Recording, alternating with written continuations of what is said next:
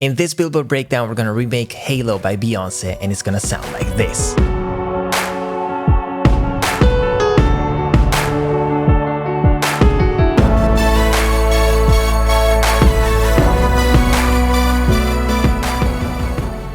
Alright guys, my name is badhabit, and today we're gonna remake one of the biggest songs of this century, Halo by Beyoncé. Many of you asked me in the comments to break down not only new songs but also some older iconic songs, and so here I am. The song originally came out in 2009 and it peaked at number 5 on the Billboard Hot 100 chart. It was produced by Ryan Tedder and Beyoncé, and to this day it's probably Beyoncé's biggest song. If you're excited about this video, make sure to drop a like, and now let's get started. So we're gonna start from the intro because the production of this song is made of not too many elements, and all of these elements are basically present from the intro to the chorus, but section by section they get bigger and bigger. And the first thing that we hear in the song is a choir that makes the song immediately recognizable. I want to try to use plugins that were around already 15 years ago when Ryan Tedder produced this song. And so I'm thinking of something like Omnisphere that has choirs, Nexus, absolutely. That's pretty good. This is also very cool, right? So in this case, I want to quantize these and also make sure they all start from the same position. This is not bad. Okay, let me try the other one. I like this. I think for now I'm gonna keep them both, and then I'm gonna try to find a good balance between the two. But let me see if I can find something in Omnisphere to layer with these two, because I can also hear a layer in the original one that's a little bit more human. Like I can definitely hear a vibrato in the vocals. I'm hearing something like that, a little bit more vibrato heavy. Yeah, exactly. Now the two layers coming from Nexus sound a little bit more like a pad, and this one gives that human feeling, but together like they sound super good. Amazing. And while I was scrolling, I also found another one that was actually sounding interesting. This one, which is even more extreme on the vibrato. I just added a little bit of filtering to all of these 4 layers, and now they sound like this. There is one more thing that I'm hearing on top of these choirs in the intro, and it's probably a brass layer that's playing like a counter melody to these chords. It's probably 2 layers actually. One that's just playing the bass note with a sound like this one.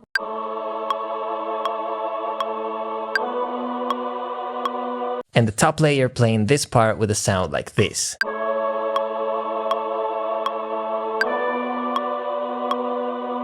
The only thing I want to do on this layer is adding a compressor, because the note tends to decay a little bit too early. I want the note to be more sustained, and so I'm just going to use the standard compressor from Ableton. Now you can hear the note being more sustained, and I also added a little bit of, EQ on the high end, and now all together.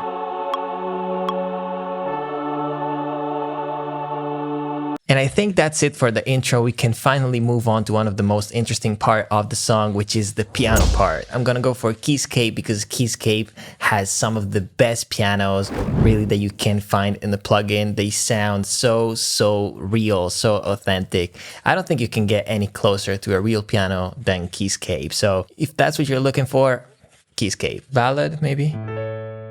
I think I like it better on dark. Okay, so this sounds pretty cool. The piano part is what makes the song this recognizable. Like as soon as you hear that,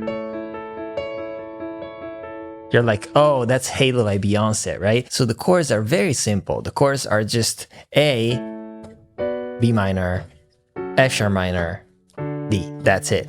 But the way Ryan plays these chords, that's what makes it so recognizable. That little arpeggio thing that he does, that's also like Ryan's signature, especially from those years. Like he was writing a lot of songs based on these kind of piano arpeggios. We can find like other examples. He also wrote Turning Tables by Adele, and there's like an arpeggio that's not exactly the same, but it's kind of the same world, right? So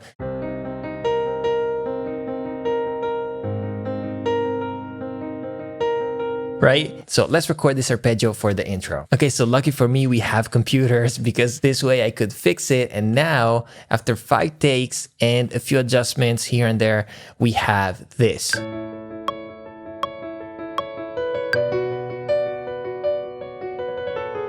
Don't think I actually played that.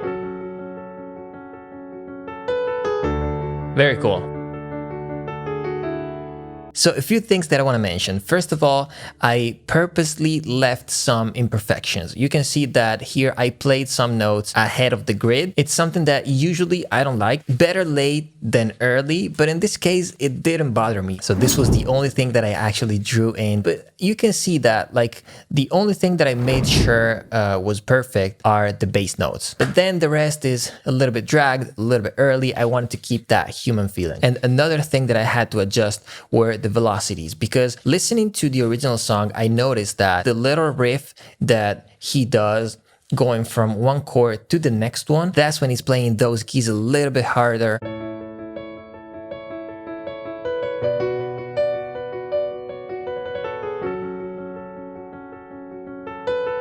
Right here, and like it's super noticeable. So now we have a lot of dynamics in this piano, and I like that, but we probably have to compress it somehow. I'm also thinking of sending this piano into a pre, because like let's pretend that we're recording like a grand piano, a real piano. We're recording that with some mics that then are probably going into a couple of pre's, so we can try to replicate that using a pre plugin. Go a little bit louder with the input, and I want to make also the sound a little brighter.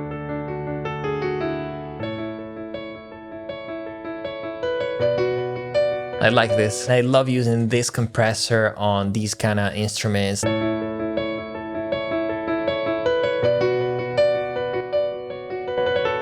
Yeah, it's louder. We have less dynamics.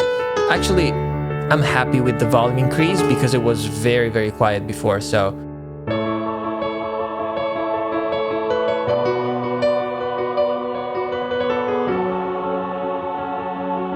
I love how it gets quieter on the third chord.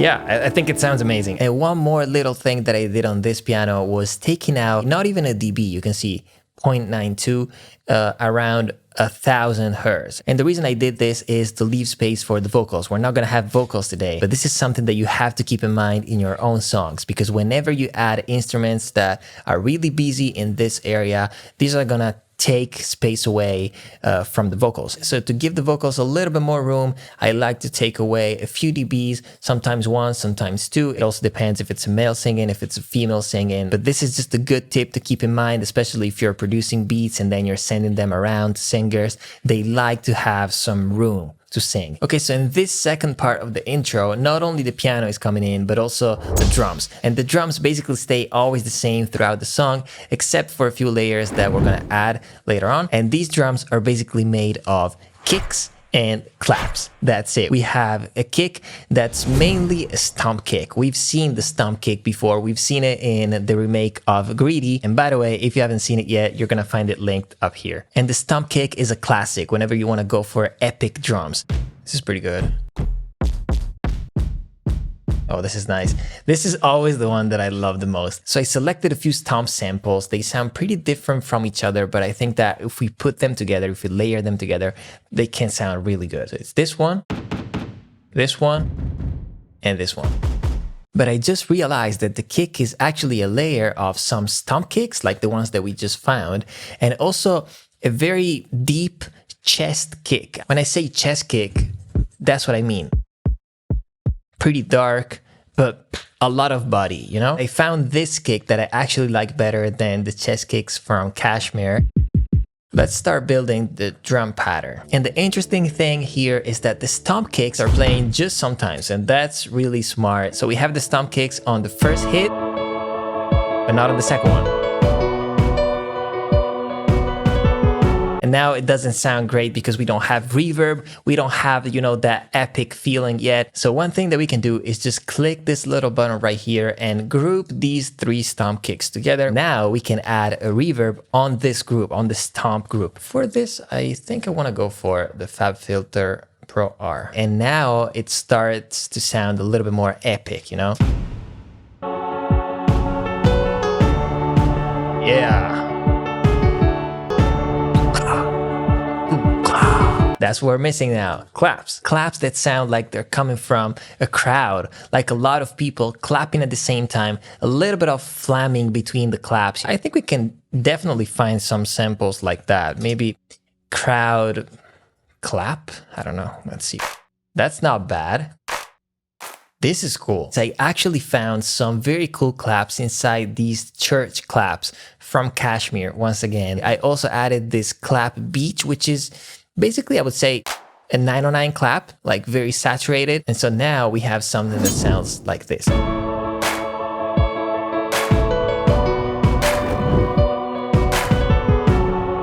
Yeah. I wanna move this later. Maybe that's too much, but yeah. But what's missing now? Of course, some reverb on the claps. And I want this reverb to be bright. So I wanted the reverb coming from the stomps to be a little bit darker because, you know, it's kicks. I don't want a lot of high end on the kicks. But here, the claps, instead, I want them to feel bright. Okay, so these are the main elements of the song. We have the piano, we have these very simple drums, we have a few brass layers, we have those choirs that stay in the background for the whole song. And now, as we evolve, as we go into the verse, into the pre, and into the chorus, all of these elements stay. They do slightly different things. So on the verse, we can keep the drums exactly the same as they are. That's it. We can keep also these brass layers. We can also keep the choirs. So we still have this, but something is changing in the piano because the chords are always the same, but the way Ryan is playing these chords now is a little bit different. And this is a very interesting concept that I think you guys can try to apply in your own songs, because even though this song came out in 2009 and in the past 15 years, music has changed a lot, it's still very important to make your songs sound, you know, like they're evolving, like something is happening, not like a loop, like a copy paste section by section. So in the verse, instead of playing the chords exactly the same way, like this, he went and knocked it down to make sure that the chords were sounding a little bit darker, you know, and also to leave more space for the vocals. And he started playing the chords this way, okay?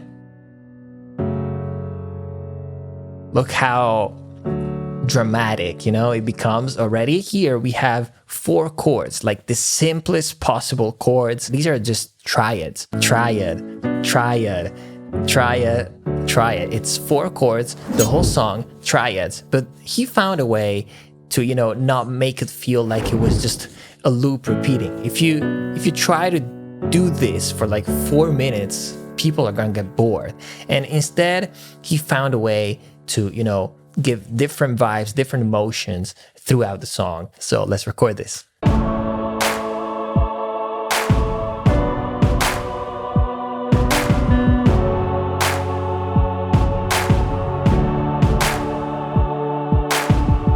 Before we move on to the pre-chorus, there's one element that's coming in the verse, and that's a cello. Contact has amazing libraries, and there's one that I really love, which is called Audio Bro.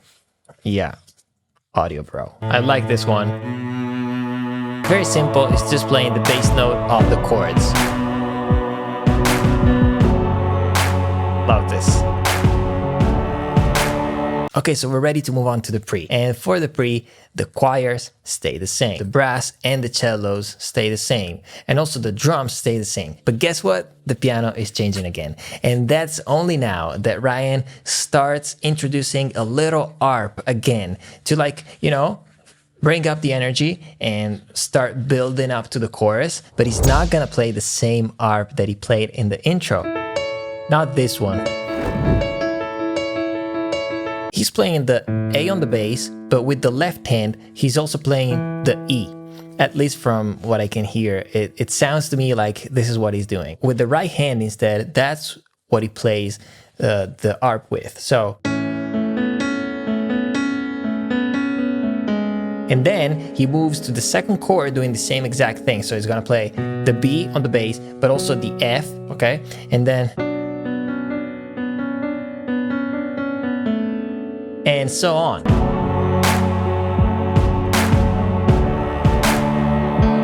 And again, it's not perfect. I haven't played it perfectly at all. You can definitely see many notes are not on the grid. But I also noticed this in the original song. The piano is not on the grid at all. To keep this feeling of something new that's always coming in the pre, they introduced actually a new layer, which is a Trancegate Lead. And these kind of sounds were so popular around 2009, 2010, because EDM was getting big. And these are sounds that are borrowed from electronic music from that era. And so I want to go for something like, you know, Silent or like Nexus, again, massive. Let's see if we have some gated sound, first of all. Like this one, see, gate.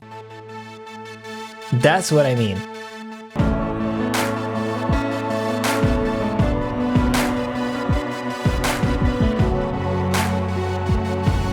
I need it to be a little bit brighter, you know? Yeah. This is bringing me back to really like EDM from 2009, 2010. That's the music that I started listening to when I got into music production. That's the music that I was producing. Yeah. How about this one? This is more like detuned. Yeah, but what if we play it on the higher octave? Oh yeah. What was I thinking?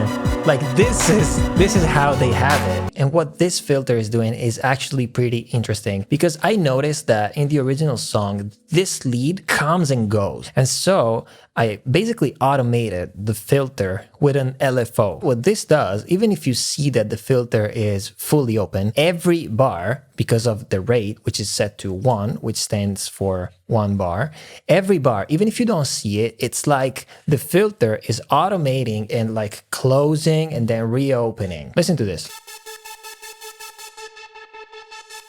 Right? Listen.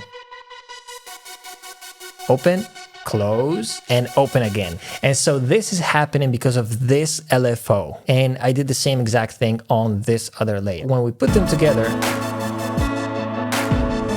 we have this effect, which I love. And now we're ready to go into the chorus. And going into the chorus, guess what? Most of these elements stay the same. So we're gonna start from the drums. We're gonna duplicate the drums. Trancegate Lead is still there in the chorus, but not in the first half. But going into the second half, that's coming back. All of these layers, cellos, brass, the choir, they all stay. The piano is staying as well. But this time, the piano is played in a slightly different way. Again, it's actually pretty similar to the verse. It feels to me like they're playing chords, maybe with some, you know, embellishments like we already did in the verse. So I'm gonna start by taking the piano from the verse, but in the chorus, we have something changing in the drums. There's something that we haven't heard yet, a new layer that's coming in just for the chorus to make it feel even bigger, even more epic, you know? And this layer sounds like timpani to me.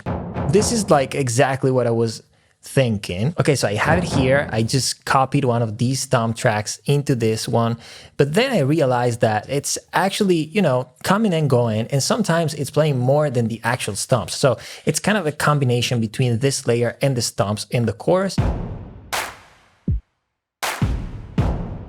You can definitely hear the difference between the stomp, this, and this. This sounds like way bigger, but we can make it sound even bigger with like a reverb that we might actually put on the whole drum group to make it feel more epic. Maybe one of these rooms, I don't know. This is already pretty cool. And to make these drums feel even more cohesive, like they're all coming from the same room, we can definitely compress them together a little bit. So if you listen to this in solo, this is heavily compressed, like even too much. But since it's in parallel, it's not an issue. Actually, that's what you want. When you're going for a parallel compression like this one, you want a layer to be really like squashed and very compressed so it can live well together with the dry signal. I was hearing also one more sound that to me was something like an orchestra roll, and I found these two samples, this one and this one from Kashmir again. And so this way, when we transition into the second part of the chorus, we have this, you know, orchestra roll. Yeah. And one thing that I added real quick is a layer from Drum Lab, which is a library from Contact. I just wanted this thumb kick to have a little bit more body. And so I found this layer that sounds like this. One super important layer that comes in the chorus that really makes the difference is a new lead. And it's a sound that once again comes from the EDM world. I'm gonna look for some presets inside, probably Silent, again, Nexus, Massive. And it's also very important to play it legato.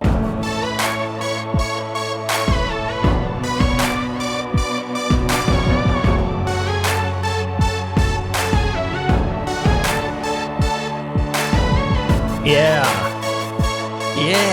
And this layer is really, really important, not only to make the chorus sound different than the rest of the song, but also as a support to the melody that she's singing. This is one of those layers that if you take it away, you notice it immediately, and emotionally, something would be missing without this. And I will need to support this sound, layering it with probably more leads that sound alike. Also because in the second part of the chorus, the hook, like this sound becomes predominant. But there's more important stuff left to do now. The bass, like it's crazy. Maybe you haven't even noticed, but we don't have the bass yet. And this is a technique they use to make it feel even bigger, even more epic. Like you get the chorus, the bass comes in, all of these new layers come in and you're like, whoa, like what's happening? I'm gonna go for Sub Boom, I think. I love this plugin. Yeah, super deep bass. I just added a little bit of saturation, you know, just to make it stand out a little bit more. And again, I just took the Fairchild once again. I already copied it for the hook because the bass is always the same. The drums are always the same. We're gonna have this lead layer again, and yeah, the rest is just staying. Okay, so as always, I'm gonna reorganize the session a little bit, apply a touch of mastering just to make sure that we're not distorting, and then I'm gonna find these additional layers that we're still missing in the hook, which is definitely the busiest part of the song. All right, so I organized my session, I color-coded it a little bit to understand better what's going on, and then I applied this very simple mastering, you know, just a very light compression here. Now we have this,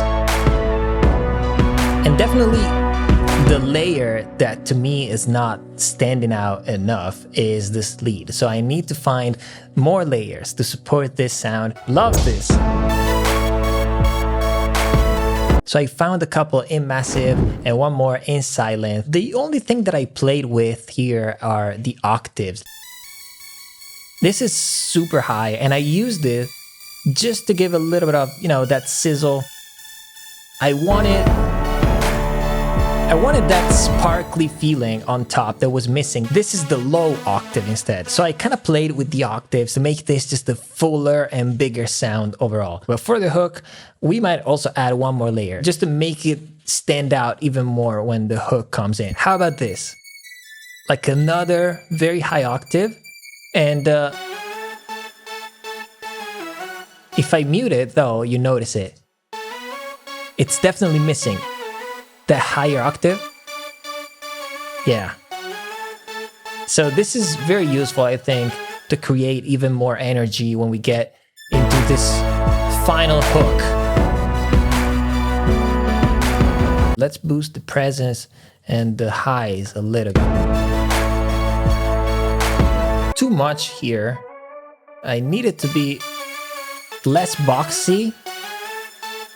Let's also add a delay to give it a little bit of, you know, movement. And I also did two very simple automations. This gain, I simply turned on and off this utility. So basically here, you don't have any gain difference, but when you get to the hook, it's actually almost 3 dBs louder. And also one more difference is in the frequency of this filter, because in the chorus, the first part, the filter is slightly closed. Sounds like this. But when you get to the hook, not only it gets louder, the filter opens a little bit more. Okay, so then you have this kind of effect.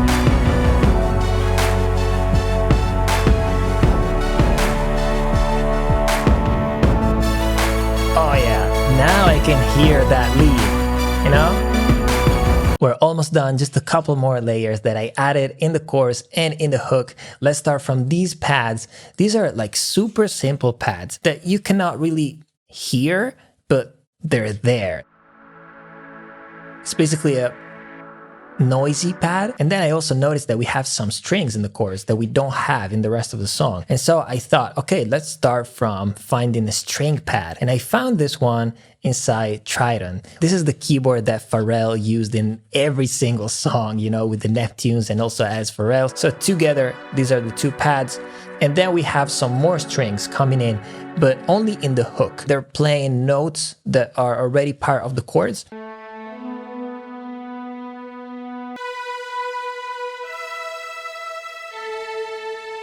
And so now the hook sounds like this.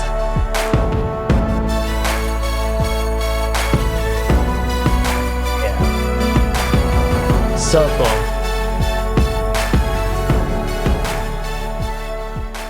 Alright guys, we got to the end. This is Halo by Beyoncé. I really hope you liked this video and that you learned something. This was a really fun one to remake for me because it's a genre that we haven't covered before, you know, this kind of epic ballad. So make sure to leave a comment below and let me know if there's any specific songs that you would like me to break down. Also older songs like these ones, you know, iconic hits from the 2000s or something like that. And if you haven't watched all of my Billboard breakdowns, you can find them in this playlist right here. And you can also find more remakes on my channel. Make sure to drop a like on the video, subscribe to the channel if you haven't already, and I'll see you in the next Billboard breakdown.